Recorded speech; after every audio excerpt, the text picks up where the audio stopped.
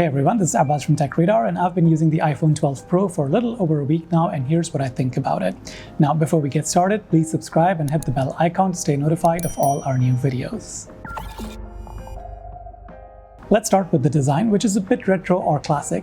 Apple has moved back to the iPhone 4/5 look with flat edges, but the build quality on the iPhone 12 Pro is beautiful. It feels very precious and premium in your hands. The stainless steel band catches fingerprints easily, but whatever. The shiny polished look is worth it, and putting a cover on it would be a crime. Now, coming to the actual flat edges, I don't love it, but I don't mind them either. The curved edges on the previous iPhones were more comfortable and made it easier with gestures that start from the edge of the phone. They also made the phone look thinner than it was. This new iPhone 12 Pro is technically thinner than the iPhone 11 Pro, but because of the flat edges, it appears a bit more chunky. On the plus side, it's more grippy than the previous iPhone and feels more secure in your hands. Another reason not to put a cover on it. Apple has increased the screen size on the iPhone 12 Pro from 5.8 inches to 6.1 inches. However, you don't really feel that with the phone in your hand. That's because the width of the iPhone 12 Pro is almost identical to the iPhone 11 Pro. It's a bit taller, but in your hand, you won't really feel the new phone being any larger.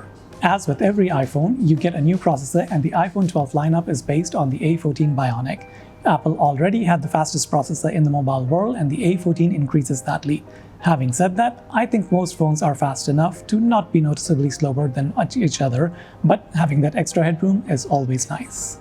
Where the processor will come in handy is with gaming or video processing, and one area where the iPhone 12 Pro just blew me away was with HDR video.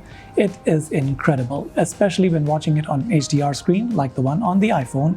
Videos that I shot out of this iPhone at 4K 60 FPS with HDR look like the ones you see on TVs at a store. The iPhone 12 also does photos quite well, but I think we saw a bigger leap with photos in iPhone 11 last year.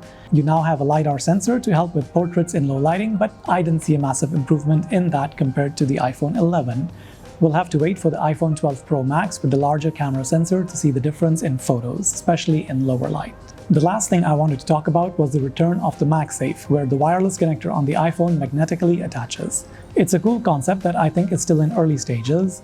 Apple showcased covers and wallets that also magnetically snap on the iPhone, but I haven't seen any of those in person.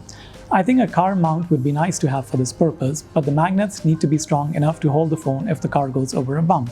I guess we'll see more on that as the ecosystem develops.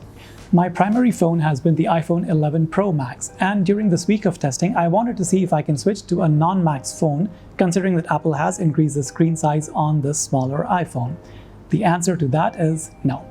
I have become very used to larger screens, and the iPhone 12 Pro Max with an even larger screen than the iPhone 11 Pro Max excites me. That and the new camera module will probably make the iPhone 12 Pro Max my daily driver whenever Apple releases it.